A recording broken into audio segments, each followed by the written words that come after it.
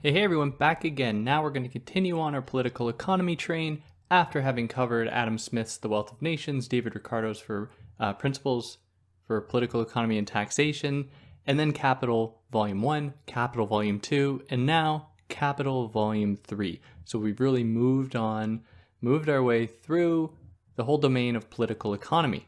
Now, how I'm going to approach this text, and I know that this is sacrilegious for anybody actually, like in my position, interested in reaching a broad audience, but this is going to be 10 parts. And I want to apologize off the bat for that, but there's really no way around it.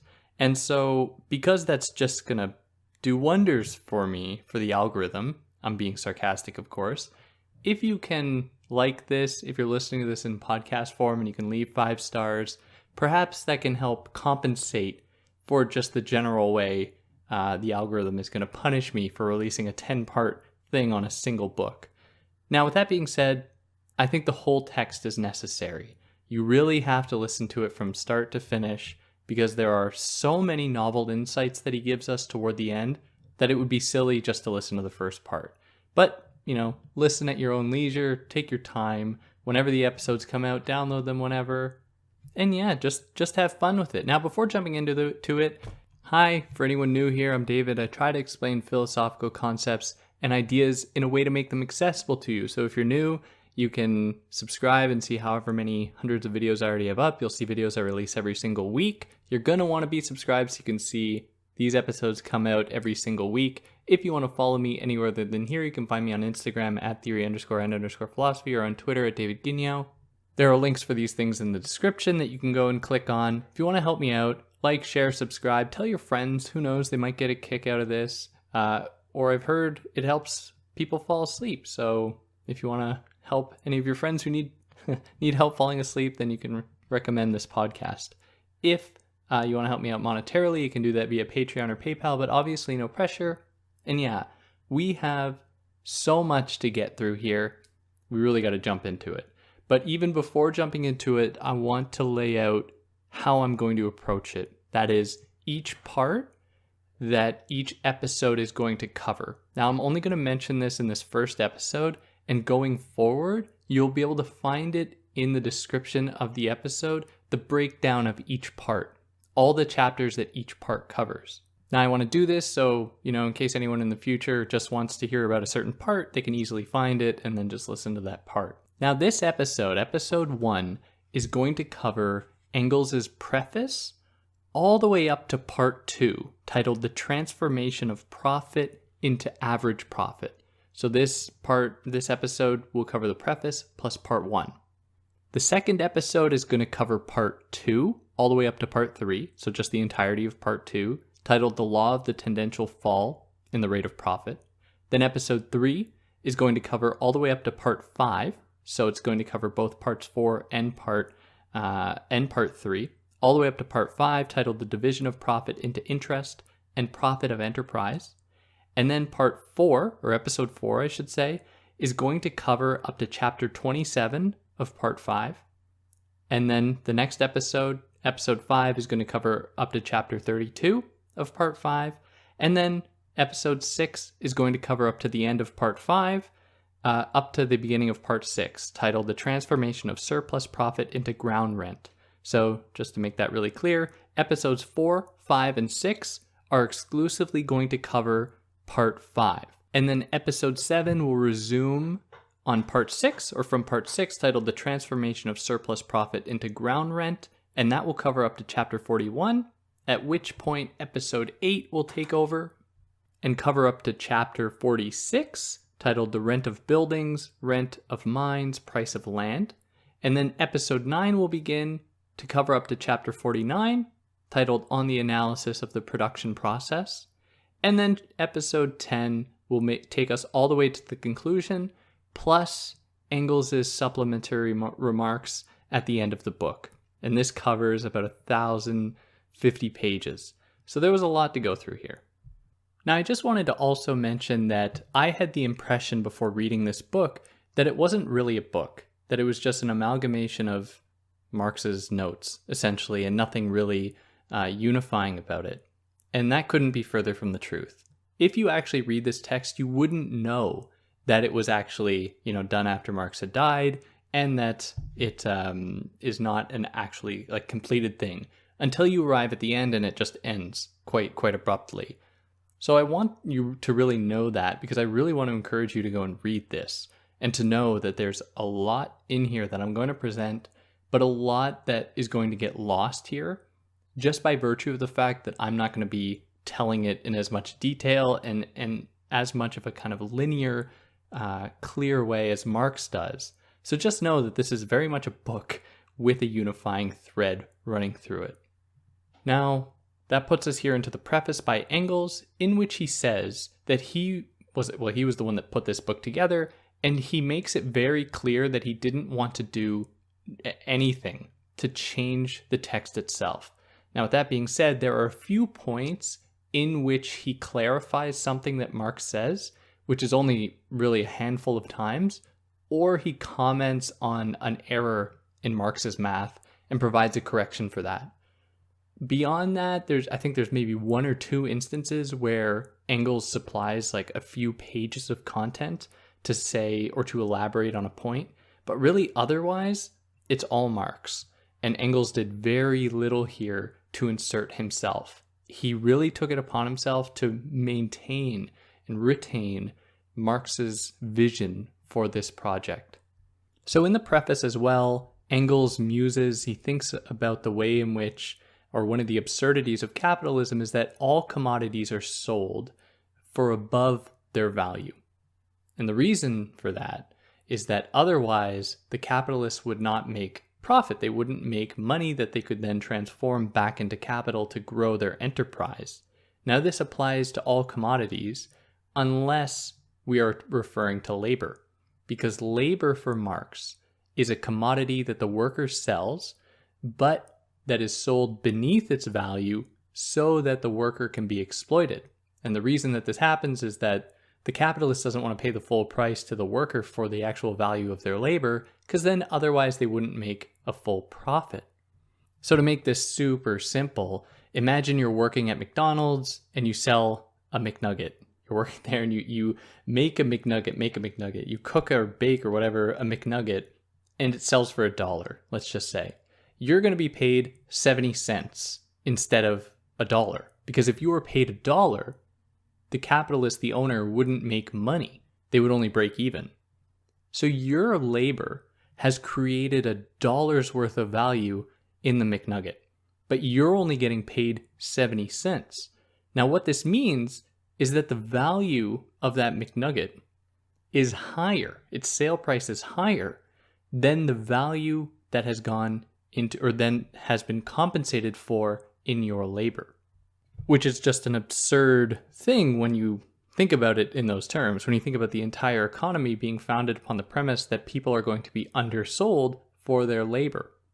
Now, at this point, still in the preface, Engels thinks about some problems that exist at the core of what he and Marx calls the ideas of the vulgar economists, the political economists, and these include Adam Smith, David Ricardo, some guy named Say, Malthus, included Proudhon, other people who tried to think about the way that money works, how the economy works, and how capital works.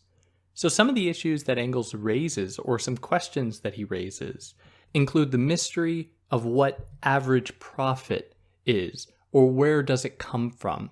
How is an average rate of profit actually set? And this is going to get explained very much later in the text, so in part like 6 or 7 that I'm going to do here. But in any case, the question that he's asking here is, how do capitalists agree upon a certain degree of excess that they are going to take out of labor? So let's return to the Chicken McNugget example. How does a capitalist say to themselves, I'm going to pay this worker 70 cents so that I can take 30 cents above their labor? How do they decide this 30%, or 30 over 70, 30 over the full dollar, this amount of profit? Where does this come from? And it must correspond to a general degree of profit taking, because otherwise the capitalist couldn't be competitive. So there must be some degree of equilibrium across the board about what profit rate will be. So Engels, that's what he's asking here. How does this get established?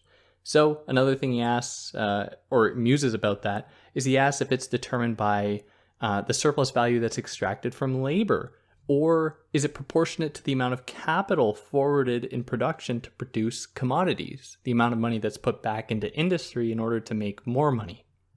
He also asks, or he asks it in this way, he says, how does there take place the transformation of surplus value into profit? How does that excess above what people are actually paid for in labor in terms of surplus value, how does that get turned into profit? Now, he doesn't answer these questions here, but he uses them to set the stage for what Marx will really be focusing on throughout the course of this book. And that puts us here into part 1, titled The Transformation of Surplus Value into Profit, and of the Rate of Surplus Value into the Rate of Profit. And this also comes with chapter 1, titled Cost Price and Profit. So volume 1 of Capital, for those that haven't listened to it, but I really recommend you go and listen to the episodes I've done on it, Volume 1 of Capital looked at capitalist production. Volume 2 of Capital looked at the role of circulation and exchange at the time. And Volume 3 looks at what grows, in Marx's words, out of the process of capital's movement considered as a whole.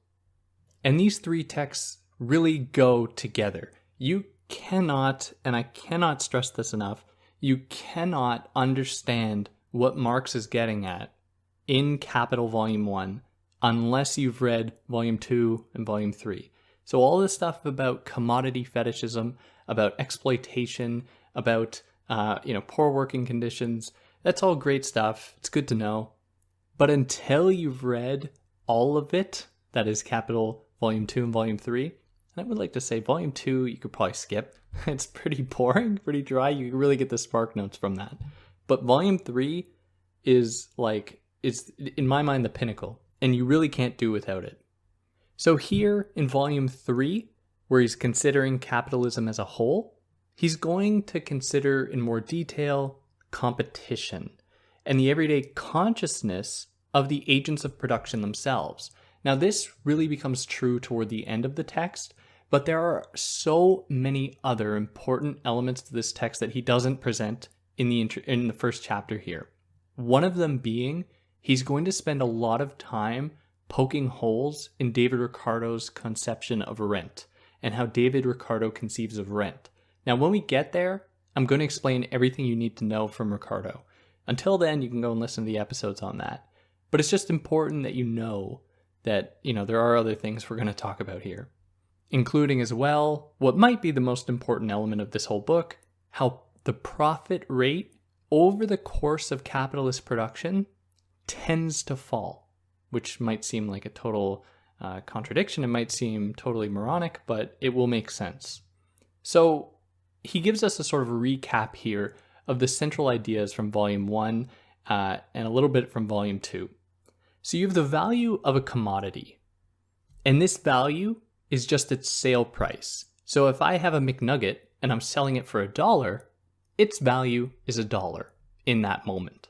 Now, the way that dollar is decided upon, that is how the capitalist decides it's going to cost $1, is by adding up the amount spent on raw materials, on machinery, on buildings, on transport, plus the cost of labor. So me making the McNugget, plus a little extra on top of that they're going to want to sell it for in order to earn profit on top of these other costs. So the formula, just to jog your memories, because I'm sure you're all familiar with this, the formula is the commodity value is equal to the price of constant capital plus the price of variable capital plus the price of surplus value on top of that variable capital. So what is embedded here in this formula is the idea that value, as something that is added in a commodity, emerges from the labor that goes into it. So if I were to start a business And of course, there are going to be other people trying to start businesses. I am going to need to buy machinery and raw materials in order to make things that I can sell.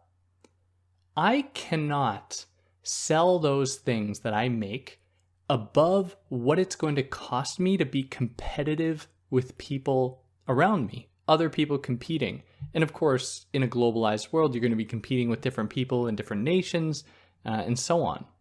Now, because knowledge is wont to spread, that is, people are going to know various techniques and the right machinery to use and the right materials to use, I'm only going to be able to sell the product at the price that I'm going to figure out in advance, determined by the constant capital, that is the machinery and raw materials that go into it. And I'm not going to be able to sell above those prices. And the reason for that is that if I did, I would cease to be competitive among other people because they would just undercut me. So the idea is that raw materials and constant capital in the form of machinery, buildings, etc., only add their value to the thing being made in a kind of long-winded form. So if I'm making McNuggets, I'm going to buy a grill. And let's say this grill costs me $1,000. I'm going to say, okay, I need to sell McNuggets at such a price so that for the duration of the life of this grill, I am going to be able to earn that money back of what I paid for on that grill. So you need there to be an equilibrium between that cost of that grill and what you are going to be able to make with that grill and what you're going to have to charge for in order to cover that cost. Now, if you go higher, let's say you just randomly raise your price of each McNugget to $2, then Burger King is going to be able to come in and say, hey, we paid for the same $1,000 grill. We don't need to cover our costs that quickly by just doubling our price and covering that cost of that grill. Let's just keep it at the same rate so that we can undercut McDonald's. Now, the idea here is that constant capital in the form of raw materials or machinery does not add value to things. Where value comes from is from the excess value that can be taken from workers. So while you can't make a machine work harder for you or to give more than it is designed to give, at least competitively, like, for example, let's say you were alone one night with your grill and you somehow found a way to make it more productive, or you made it bigger that you could grill more and it could make you more money. While that might result in an immediate spike in profit, it will most likely soon happen that other people are going to catch wind of this and then you will cease to be competitive. And so therefore it will reach equilibrium once more. So you are not going to be able to really add value to things through the machines, through the raw materials you use. So it must come from labor. Real human labor is what adds value to things. And this is because you can make humans work harder and more efficiently in order to take more from them than you are giving in return. You can't, in other words, exploit a machine. You can only exploit humans. And this is not just Marx. This isn't just Marxist crap. You get this all throughout Adam Smith and all throughout David Ricardo as well. And in fact, they went so far as to be incredibly concerned about automation, because automation signaled an end to the allocation of human labor in the production of commodities, which would mean an end of the possibility of creating value. So it's very important to acknowledge this part of the equation here. Now, at this point, Marx proposes that we actually crunch this formula. So commodity price is equal to the price of materials in the form of C, plus amount spent on wages as variable capital, plus S, that which is spent or kind of extracted from labor. He says we can shorten this to clump the amount spent on machines and the amount spent on wages as cost price plus S, and he calls this cost price K. So now the formula looks like C equals K, cost price, plus S, surplus value taken above what is paid for in wages. And the cost price refers to what it costs the capitalists to make that object, to make that commodity. Now, this is certainly the way that capitalists look at their own industry and the way that vulgar economists imagine the economy working, where they just take cost price, that is both constant capital in the form of what you pay on machines and everything else like that, plus what you pay on wages, as all being the same thing, as just being one lump sum that the capitalist needs to pay, and then at the end of the day, they just earn some magic extra on top of that in terms of surplus value. So they effectively homogenize constant capital with variable capital, and in so doing, it hides the fact that all value really derives from only one part of cost price, and that is the real human labor, the living labor that exists in that industry. Now, there's a unique opportunity here to understand the difference between profit and between value that is added on top of what is paid for in a commodity. So if you were to sell the McNugget for 90 cents instead of $1, let's say, but you knew that you could get $1 for it, your effectively in that moment, your profit was 20 cents, assuming you paid 70 cents, not just for labor, but for everything else that went into that McNugget, for the raw materials and everything else. You paid 70 cents on top of which you made 20 cents. So you sold it for 90. Now that means that your profit is going to be 20 cents. And your profit rate is going to be 20 over 70.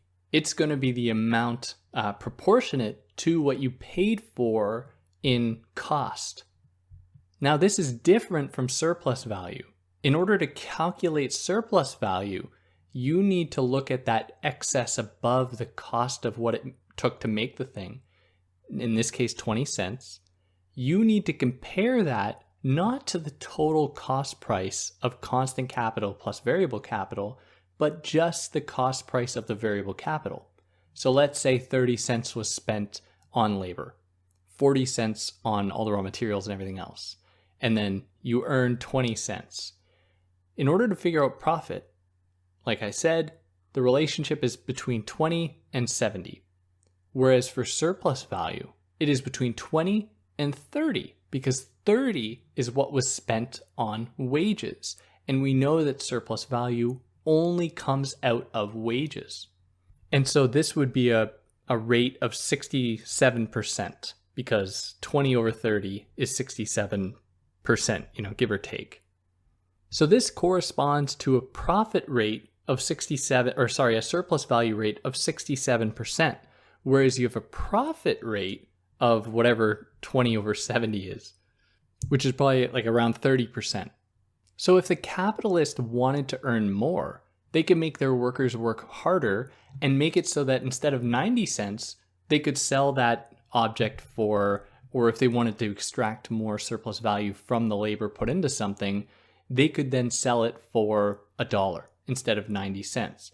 And this would mean that you would have 30 cents of extra money of what is sold for above the cost, now compared to the 30 that was spent on labor, and you have a surplus value rate of 100%. Now, this is how something like competition is made possible, because you can have differing rates of surplus value that are being extracted from workers, where you could have another, say the person who owns Burger King only wants to make a surplus value rate of 50%. So they sell for 15 cents above. So they're selling their McNuggets for 85 cents instead of $1 or instead of 90 cents. And what they get then is that they are earning less in terms of surplus value, but they might be able to undercut their competitor and are then able to sell more and make up for the cost in that way. Now, in order for the capitalist economy to actually run, nothing can just be sold for their cost price. All things have to be sold for excess of that cost price, because it is the nature of capitalism to expand. You need to take some extra money that you earn to turn it into capital that you can then use to help you make even more capital in the future by investing in more machines, by investing in more labor, by investing in knowledge that is going to make your labor more efficient, and so on. And here he adds a little jab against Proudhon, who is a socialist at the time and a vulgar economist, as Marx classifies him, who tries to imagine a capitalist world in which things are just sold for their cost price, to which Marx says that that's ridiculous. Then it would cease to be capitalism, and it would just be a way to exploit workers even further, because you might sell a thing at its cost price, but that will only mean that the buyer, who's going to be somebody already who has disposable income, who's going to be able to buy this stuff, is then just going to use it to earn more capital, because they're going to be buying something for under its natural price in terms of what the average profit rate would be, and they can then go and make even more money. So Proudhon, according to Marx, is just living in this fantasy world. And that brings us to chapter 2, titled The Rate of Profit. So the capitalist process of valorization goes as follows, where you have money, you take that money and you buy a commodity. Let's say I buy a house. So I have $100,000, I buy a house, whatever house is worth $100,000. And then in 10 years, I sell that house for $150,000. So I have transformed that house into $50,000 more money. Or better yet, let's say no time has passed, I just buy a house and I sell it for more than it's worth. What I have done is effectively valorized my money. I have made my $100,000 that I started with into $150,000 as though by magic. And this is what is meant by valorization. Now, the capitalist doesn't care how they valorize their money, how they valorize whatever they own.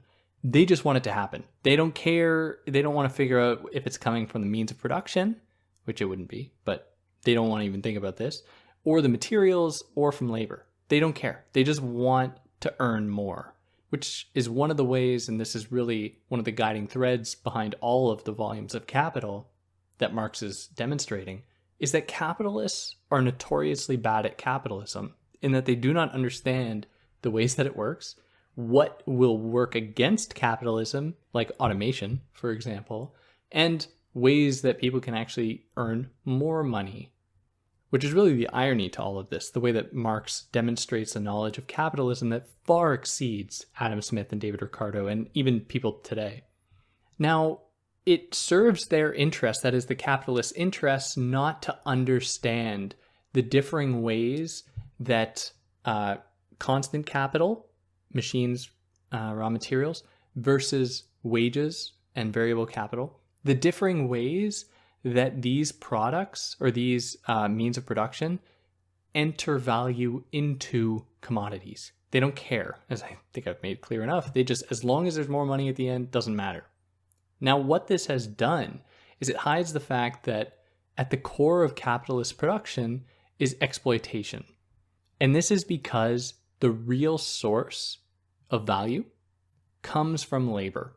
And labor, in order to confront this fact, would demand that people also confront the fact that labor as a commodity is being underbought. It must be bought for less than it is actually worth, or else the capitalists would not make money. And capitalism normalizes this exploitation.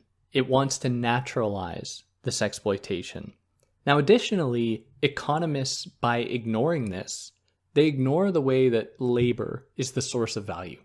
And really, this is, Adam Smith acknowledges this as well, and David Ricardo. It's labor that creates value. Now, other economists, and this is also Adam Smith and David Ricardo, quickly forget that and say that value really emerges in circulation, where things are being exchanged. That's where prices are determined, and therefore that is where value is determined. And this is just a clever trick that is used in order to hide that fact that it comes from labor, that it comes from surplus value. And here he offers us a Kantian distinction. Now, I'm going to explain what I mean here, so don't be scared. He says that the price of a thing sold in exchange refers to the phenomenal aspect of a commodity, its phenomenal existence in exchange. Whereas the value that is given to it, that is the real source of its value, is the nominal side of the thing, of the commodity sold. So he takes this from Kant because Kant, in the Critique of Pure Reason, makes a distinction between things that we can see and experience and touch and hear and feel. He makes a distinction between those things that are phenomenal, he just calls them phenomenal, versus what is actually there. And the reason that he makes this distinction is because different people will have different relationships or different experiences of those things, which is why some people might like tomatoes and some people don't, or some people might like mushrooms and some people don't. We have different experiences with different things because, we're all different people with different eyes and different ears and different mouths. And so by virtue of that, there's the thing that exists in itself, which is the noumenon, versus the thing that is experienced, that is the phenomenon. So in exchange, in the capitalist mode of exchange, there is a price value attached to things, and this is its phenomenal existence as value. But its real value, its original true value, the point at which value emerges, is the labor and production that goes into it, which is the noumenon. And he doesn't really elaborate much on this point, but anyways, I think it's a good point. And that puts us here into chapter 3, titled The Relationship Between Rate of Profit and the Rate of Surplus Value. So as I already mentioned, if profit, that which exceeds above the cost of things, is related to the total cost, so constant plus variable capital, then you have profit rate. If you only relate that extra cost that you sell something for to the variable capital, that is your surplus value rate. So both profit and surplus value originate from labor, how labor is exploited in production. This means that profit is going to be determined by surplus value, the rate of exploitation, which means that profit has to be equal to or lower than the surplus value. It can't be higher. So he offers us an example here. He says if you have an object sold for $100 and $80 of that was spent on machines, constant capital, 20 of it was spent on wages, and then you had $20 of surplus value.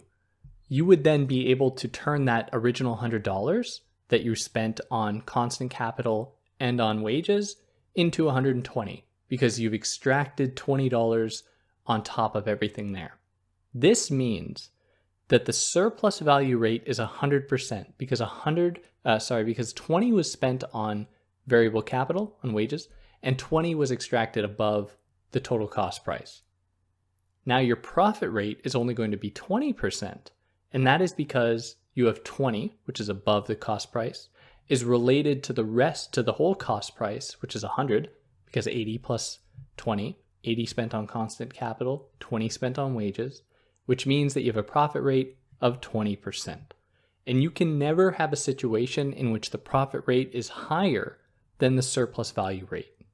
Now, there are many different factors that can affect the rates of profit and the rates of surplus value. So, for example, let's say that surplus value is constant. And additionally, the original money put into it remains constant as well.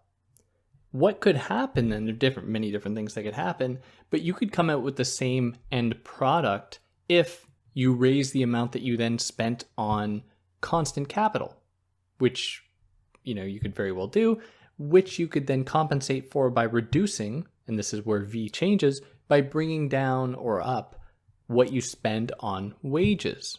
So you could have $100 that is represented in $80 of constant capital and $20 of variable capital, or you could have that same $100, remember that stays the same, which is then equal to $90 in constant capital versus $10 in variable capital. Or we could have a situation in which the big C, what is spent on the whole thing, actually changes. So we could get a situation in which surplus value is constant and amount spent on wages changes, but also the total amount that is spent changes as well. So for example, if the surplus value, that is the rate of exploitation, The actual amount earned in terms of surplus value, so not the rate at which it happens, the actual amount earned will rise or decrease in proportion to a rise or decrease in what is spent on variable capital. So variable capital goes up, then surplus value would need to go up, which would mean that the surplus value rate of exploitation would remain consistent. So if variable capital went from $10 to $20, that would mean that the rate of the surplus value would have to go to from 10 to 20 as well, so that the same rate of 100% could be maintained. Now, what's important to note about this is that if the rate of surplus value, like in this case, remains 100%, so we go from 10 to 20 to 30, and accordingly, the surplus value goes from 10, 20 to 30 as well to maintain the same congruence with the variable capital. What would happen here to profit is that profit will actually go up as well, assuming that the amount spent on constant capital remains the same. Because the total cost price will go up, but the total amount that is earned will also go up at a rate greater because the amount spent on constant capital is not changing. Or we could have a situation in which VNS, variable capital plus surplus value, remain constant, and the amount spent on constant capital changes. And we could see an increase here or a reduction in the profit rate because the amount of exploitation that creates profit, because profit comes from surplus value, stays down while total cost price goes up in terms of what is spent on machines and raw materials. Anyways, we go on and on about this, thinking about what happens if the surplus value rate remains constant. In this case, we were thinking about it as 100%. Now, what if the surplus value rate changes, where we get differences in the rate of surplus value? Well, if there's a change in surplus value rate, there's going to be a change in the profit rate, where if the rate of surplus value goes up, the profit rate will go up.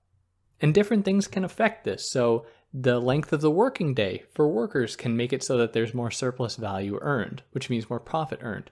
Or workers are made to work even harder in the same amount of time. So surplus value goes up, profit goes up. Or maybe they'll slash the actual price of labor. They'll reduce wages, which means that rate of surplus value goes up, and so therefore does profit rate go up. Now, I think you get the idea here. He goes into many different examples, presenting many different examples, but I think you get the idea. The big point, though, is that depending on the ratios between C, V, and S, there will be a rate of change in terms of surplus value or profit rate. So there might be situations in which the surplus rate goes up, but profit rate comes down. And this could happen in a situation in which more is actually being spent on constant capital in a great sum, like a capitalist wants to throw a ton of money to buy all this new equipment, but also they're extracting more from workers. But the amount that they're extracting from workers, although the surplus value rate goes up, that is, the level of exploitation goes up, it does not go up at a greater pace than what is spent on constant capital. So this will mean that the ratio between surplus value and variable capital, the rate of exploitation, will go up as people are made to work harder, but the profit rate will go down because the surplus value rate will actually have a lower relationship with the total cost price because of all the new money that is spent on all this new machinery or equipment. And that puts us here into chapter 4, the effect of the turnover on the rate of profit. And this whole chapter was written by Engels, so just so you know that. So we need to do a little brief recap of volume 2 for those that don't remember.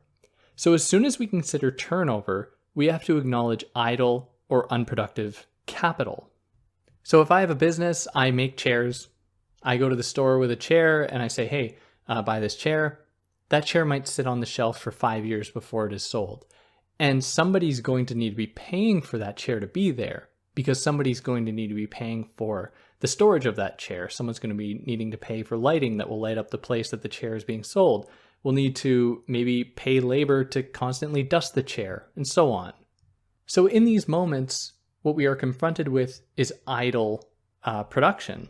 That is, we have just really unproduction. We really have something that we've produced that isn't earning money, but it's just costing money. And this is one element of turnover time that capitalists are trying to minimize. So between the time they start production and the time they sell, they want to shorten that as much as humanly possible. They don't want their stuff sitting on the shelves for 5 years not being sold, because then they aren't earning the money on that.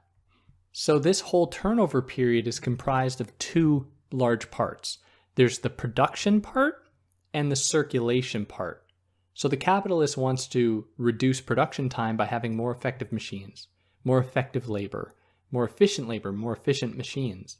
And they want to reduce the circulation time, how much time that thing is spending, that object is spending sitting on the shelves, by having better transport, quicker transport, having better communication, better sales tactics, and so on. So if we consider a whole turnover period between the time that money is spent and that money is earned back in the sale of the product plus that extra on top, so this is the process of valorization, of turning money into more money, what we have here is the general formula. And the general formula goes like this: that the mass of surplus value appropriated in the course of a year is therefore equal to the mass of surplus value appropriated in one turnover period. So from the point that an object is starting to be produced to the time that it is sold. Now, multiplied by the number of such turnovers in a year. This is how we figure out the rate of surplus value in an industry in a year. As for the profit rate, however, we can attain this by multiplying the percent of surplus value extracted by the number of turnovers and variable capital, all divided by the total capital.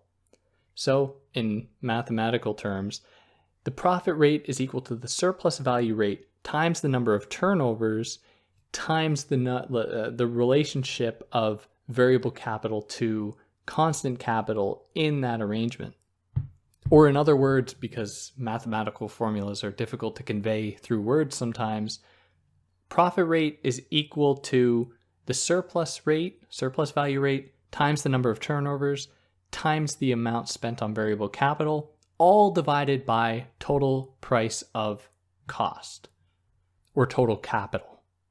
Now, it's often hard to actually find out these numbers in industry, in the economy, to find out the actual rate of profit, because capitalists don't keep super accurate, at least at the time. I don't know if this has really changed, but they don't keep super accurate records that actually breaks down the amount that's spent on constant capital versus real living labor. Because why would they? They don't see a difference, right? They just see them both as being a means to attain more money, which is all that matters. And so it's hard to know just how much profit is earned above what is spent on wages, which would determine the rate of surplus value, the rate of exploitation. But in any case, we move here into chapter 5, which is back to Marx now, titled Economy in the Use of Constant Capital. So if the rate of surplus value increases through an increase of the working day or an intensity of work, what we would find is that the relationship between constant capital to total capital, what is spent on machines versus what is spent totally in cost price with machines and plus raw materials, with labor costs, this relationship will grow apart. So the relationship of constant capital to total capital will grow farther apart as the rate of surplus value increases by lengthening the working day or making it more intense. Now, it's important to have a grasp of what is actually spent in each part of industry in order to have an understanding about this rate of exploitation that comes about through surplus value.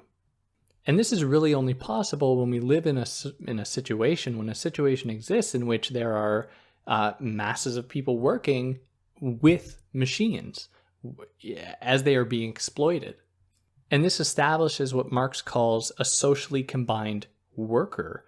And if you remember from volume 1, he added the qualification that the cost of an item is not going to just be determined by the amount of labor that goes into it. He says that it's actually going to be determined by the socially necessary labor that goes into it, the relationship between laborers across different industries in order to find the equilibrium point what should be the average cost of a thing according to the amount of labor that should go into it. So here he's kind of returning to that idea to give us this idea of the socially combined worker who works with the means of production generally as a kind of homogeneous mass. So totally different situations might arise. As time goes on, the cost of labor might go up or it might go down. And at the same time, the price of machines, the means of production of raw materials might go up or they might go down. But in any case, any change or fluctuation primarily benefits the capitalist. So if the means of production, the cost of the means of production in machines goes down, it only benefits the capitalist and not the worker, because the worker only views the means of production as a tool for the benefit of the capitalist. And it is the role of capitalism, or one of its roles, to hide this fact that people are exploited in their labor and that the things that they are earning, while it might afford them more than they had before, is always going to come at the expense of their being exploited, of their earning less than what they are actually earning the capitalist. And of course, there are long histories of capitalists actively avoiding and resisting the implementation of safety measures in workplaces. So the amount of people who get hurt on the job is just innumerable. And you always have efforts to try to reduce wages by capitalists. And the only reason today, at least in North America, we have things like a weekend or not 16-hour days of work is because people have said, no, we are not going to work for this much time. If it were up to the capitalists, or if we just got rid of the minimum wage, for example, capitalists would be totally happy with paying people $1, $2 an hour just to get them to work. Now, in addition to the exploitation and suffering that capitalists impose upon workers, they also participate in really egregious waste. So with the improvement of machines, we actually see the possibility to reduce waste, where machines grow more efficient. But at the same time, they aren't going to do this unless it's earning them more money, and they can produce more crap that will then will end up in landfills, will end up not being properly used. Or you get situations in which car manufacturers will just destroy their own stock in order to artificially elevate the price of the remaining stock. Now, when we think about social labor, the entire mass of workers that work together in their alienation, he offers us at the end of the chapter here another distinction between what he calls universal labor and communal labor. And he says that universal labor refers to the entire history of labor, be it in production or science, in knowledge or whatever, that has kind of pushed history to this point, where people using machines are using machines that have been brought to them by labor, what Marx calls dead labor, that exists in like a machine in a factory that was made by labor, that, the workers aren't there anymore, but the products of their labor are there. Or the knowledges that have been accrued in order to know how to make the right buildings, make the right machines. This is the universal labor that we are all a part of and that we all reap the benefits of, versus communal labor that is the here and now living labor that is being exploited. And of course, the history of universal labor is that it too is exploited, be it through slavery, serfdom, feudalism, and so on. And that puts us here into chapter 6, the effects of changes in price. So here he considers what effect a change in the price of raw materials or machinery has on profit, so on constant capital. Simply, as prices go up, profit is going to come down. Or vice versa. If prices go down, then profit is going to go up. Now, as he says this, he's bracketing off competition, because in the real world, things are a little different. There isn't like a one-to-one relationship in the change of profit rate and the change of the cost of raw materials and constant capital. And the reason for that is because that we tend to see a rise, or what we tend to see is that if there's a rise in profits from produced goods, to a greater extent, that will change to a greater extent than the cheapness of the raw materials that has gone down in price. Or if there is a rise in the price of raw materials, there isn't going to be a concomitant exact inverse proportion in the way that profit rate goes down. It might go down in the real world much more than the raw materials actually went up in price. Now, if we think about production in terms of the three costs, that is cost of machines as constant capital, cost of raw materials, which is still part of constant capital, but like fluid constant capital, and then cost of wages. Let's think about these three different costs. What he shows us in Capital Volume 2 is that the value of a machine is given over to the product that it makes gradually in accordance with the deterioration of that machine. Now, the value of raw materials is going to give itself over entirely as those raw materials are depleted into the produced thing. And then labor is what is able to give value and create extra value that comes out in the form of exploitation that is taken on top of what is paid in wages.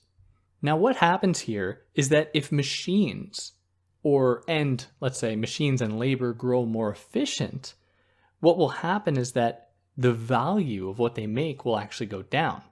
So if you are suddenly able to make 1,000 loaves of bread for the same amount of cost, same amount of value in labor and in constant capital as you were able to do before, like in machines, not raw materials. We're going to bracket that off for now.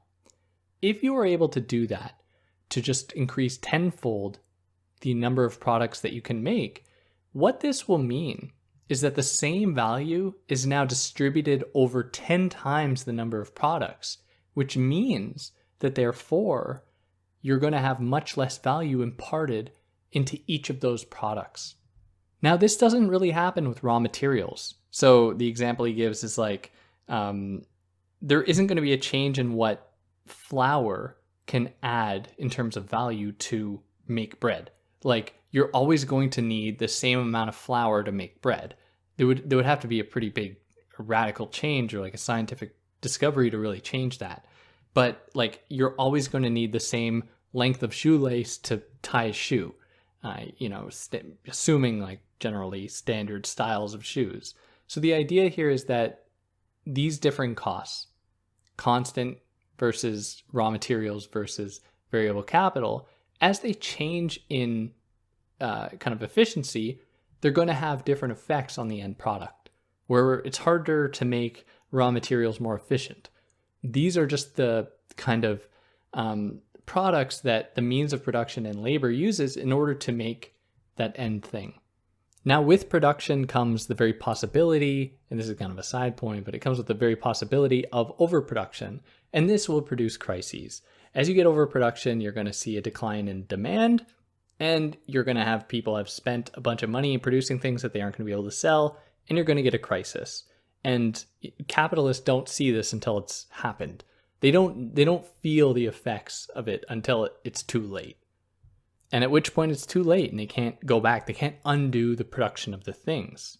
So he goes on to provide some examples of crises in raw materials production, the production of raw materials. Specifically, he presents the overview of cotton industry between 1845 and 1860. Now, I'm not going to go into all the historical details that he presents. The big point is that cotton was booming. There was a lot of cotton, it was selling good price, a lot of production of it, and so many more factories and mills were opened as a result. Now, this caused scarcity of raw materials, essentially, because suddenly there was this huge boom of demand, and then there was no supply, and then all of those people who were dependent on that supply couldn't actually buy any. And it essentially forced stagnation. It forced all these mills to stop producing whatever they were using the cotton for. And so prices of everything went down, rent went down, profit went down, wages went down, and it produced this crisis. And that puts us here into the last brief chapter I'll cover, supplementary remarks to part 1. And here he just provides a little recap. He says that the bourgeois do not regard profit as original, that is from surplus value, because they think it only originates in circulation. So they don't see labor as being the original point here. And they see the rate of surplus value might be the same in two businesses, like they might see the same rate of exploitation across two businesses, but other factors, for example, the market, sales tactics and so on, might affect the profit. So they see that and say, oh, look, value doesn't actually originate from labor. It comes from circulation. It comes from cleverness in sales or whatever, which is all just a way to hide the fact that labor is really the source of value. And that puts us here into part 2, the transformation of profit into average profit. And that will close up this episode. So I hope you like what I did. If you did like what I did, you could leave a like, a share, tell your friends. It would really help me out because I couldn't put together the number of hours that this has taken me. But in any case, if you like what I did, do all those things. If there's anything I excluded, I'd love to hear about it. Anything I got wrong, I'd love to hear about it. And catch you next time. Take care.